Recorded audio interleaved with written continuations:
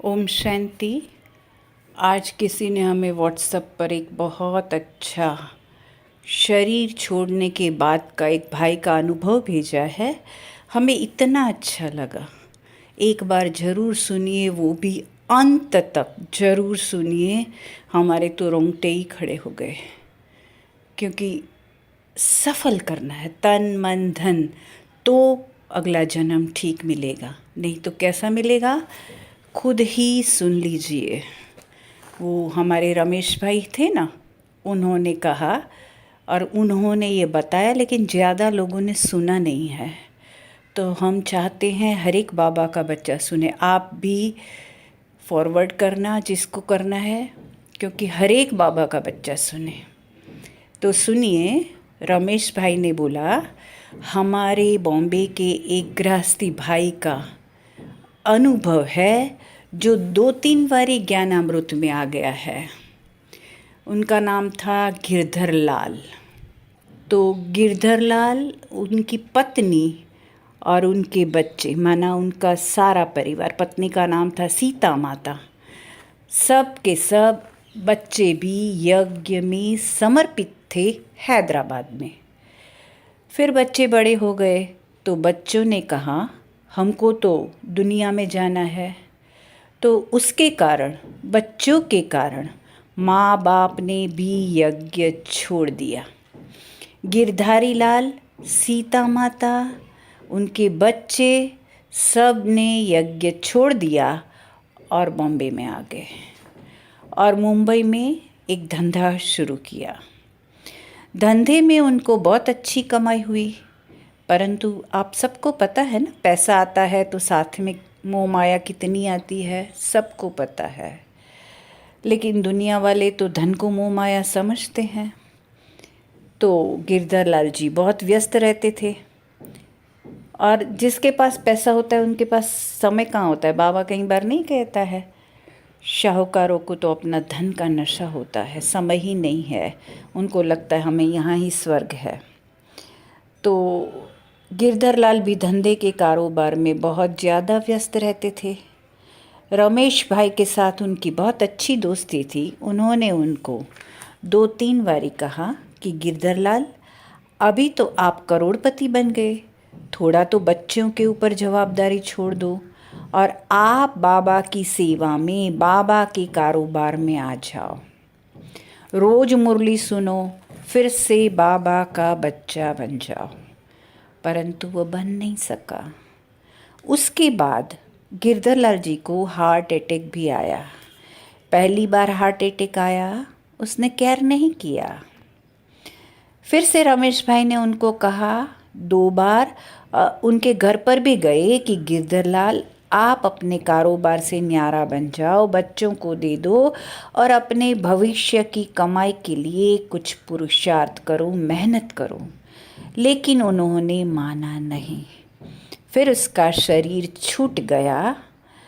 क्या होता था उस जमाने में, संदेशियों के तन में ऐसी आत्माओं को बाबा भेजते थे, भोग लगाते थे ना, तभी। तो गिरधर लाल के लिए उनके बच्चे और उनकी पत्नी ने भोग लगाया और संदेशी के तन में गिरधर लाल जी की आत्मा आई। तब उनके सामने उनके रिश्तेदार बैठे थे, उनके बच्चे, उनकी युगल बहू सब बैठे थे, और रमेश भाई जी एक कोने में बैठे थे। तो गिरधर लाल जी ने उन्हें वहाँ से उठाया और कहा कि मेरे सामने बैठो, और हाथ जोड़े और गीत बजवाया। कौन सा? 2 बार गीत बजवाया। पहले ये गीत बहुत चलता था, क्षमा करो नाथ मैं चरणों की दासी, और ओम नमः शिवाय गीत 2 बार बजाया, और रोता रहा रोता रहा रोता रहा। रमेश भाई ने उनके आंसू पोंछे और कहा, गिरधर लाल, आप क्यों रो रहे हो? उन्होंने कहा, रो नहीं तो क्या करूं?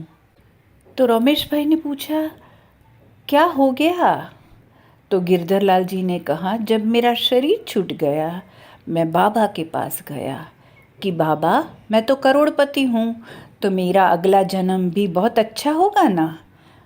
बाबा ने कहा, नहीं बच्चे, तुम करोड़पति है नहीं, तुम करोड़पति थे। अभी तुम्हारी जो करोड़ों की मिल्कियत है उनके मालिक अब तुम्हारे बच्चे बन गए हैं, और तुम्हारा भविष्य तो तुमने जीते जी अपना प्रारब्ध बनाया होगा। जितना तन मन धन से सफल किया होगा उसके आधार पर ही होगा ना। माना जब गिरधरलाल जी जिंदा थे तो तन मन धन जितना उसने यज्ञ में सफल किया होगा, बाबा के पीछे लगाया होगा, उसके आधार पर उसको जन्म मिलेगा ना। बाबा ने कहा तूने तो बिल्कुल सफल नहीं किया। तेरी युगल सीता ने छिप छिप कर यज्ञ के अंदर थोड़ा थोड़ा सफल किया, इतना ही तेरा भाग्य बना हुआ है, इससे ज़्यादा भाग्य नहीं बन पाया है। तुमको मैंने रमेश के द्वारा बहुत बार संदेश भी दिया, ये बाबा ने उनको कहा, सावधानी भी दी, परंतु पैसे के नशे में, धंधे के नशे में ही व्यस्त रहे। एक बार हार्ट अटैक का द्वारा भी अलर्ट किया, सावधानी भेजी, फिर भी तूने नहीं माना। अब क्या होगा? अब तेरा जन्म करोड़पति के रूप में नहीं लेकिन रोड़पति के रूप में होगा। उसने कहा, गिरधरलाल जी ने कहा, बाबा मुझे रमेश भाई के पास भेज दो नीचे, मैं रमेश भाई से माफ़ी मांगूंगा और रमेश भाई द्वारा आपकी भी माफ़ी मांगूंगा।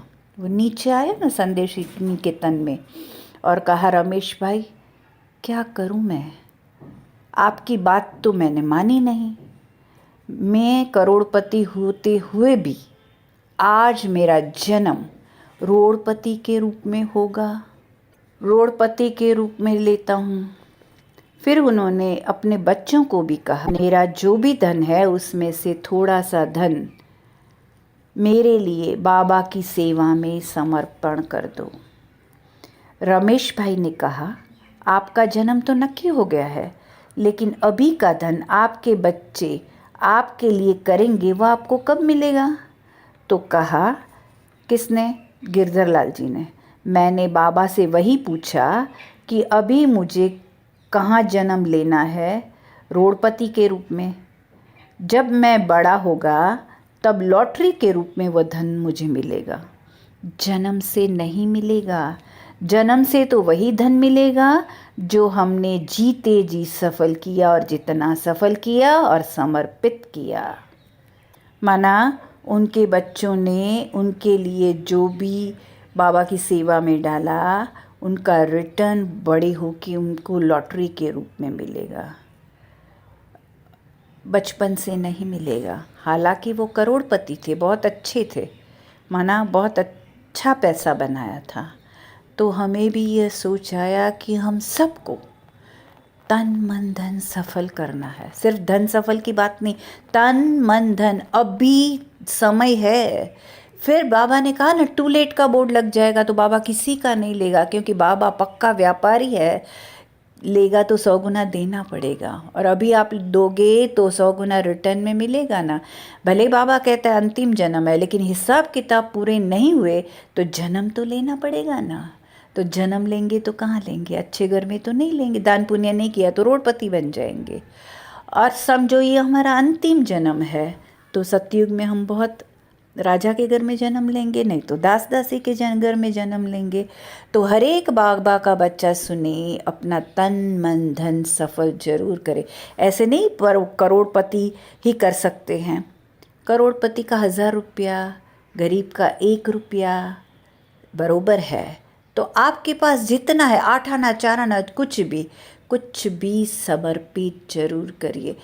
हम जब एक बार मधुबन गए थे तो एक माता पोटली में, बहुत गरीब, ज़्यादा इतनी गरीब थी कि वो चावल नहीं खाती थी, और एक दिन चावल खाती थी, एक दिन गेहूँ खाती थी, और एक एक पोटली में बाबा के घर लेकर आई थी। और उसको बहुत वो हो रहा था दादी को देने के लिए, लेकिन उसने दादी को दिया। दादी इतनी खुश हुई और दादी की आंख भर आई कि देखो बाबा के बच्चे, उन्होंने स्टेज पर सुनाया कि देखो ये कितनी कमाई कर सकते हैं, खुद नहीं खाया और बाबा को दिया। बाबा तो कुछ लेता नहीं है ना, हमारा ही भाग्य बनता है। तो प्लीज़ अपना भाग्य हर एक बनाइए, कोई भी बाबा का बच्चा को फिर पछताना ना पड़े कि मैंने किया होता तो।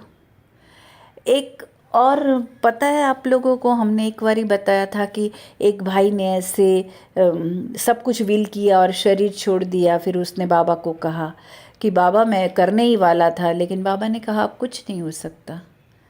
उन्होंने कहा मैं संदेशिनी द्वारा क्या विल पर साइन करवा सकता हूँ? बाबा ने कहा अब कुछ नहीं हो सकता, क्योंकि उन्होंने विल तो बना दिया, उन्होंने कहा कल रजिस्टर करूँगा, और साइन नहीं किया था। तो जो करना है अभी करो, चाहे पुरुषार्थ, चाहे व्हील, चाहे पैसा, तन मन धन अभी का अभी सेवा में लगाओ। पता नहीं मम्मा क्या कहती, हर घड़ी को अंतिम घड़ी समझो, पता नहीं कब शरीर छूट जाए। तो हर एक अपना भाग्य जरूर जरूर जरूर बनाए, गरीब या शाहूकार। यहाँ ऐसे पैसे वाले की बात नहीं, गरीब पर भी बाबा इतना ही सब कुछ न्योछावर करता है। कहा ना, गरीब का इतना, शाहूकार का इतना, जितना है उसमें से दो, परसेंटेज वाइज निकलता है। अगर शाहूकार के पास 1 लाख है और वो 1,000 देता है, और आपके पास 10 रुपया है और आप 4 आना देते हो, इक्वल होता है। ठीक है, ओम शांति।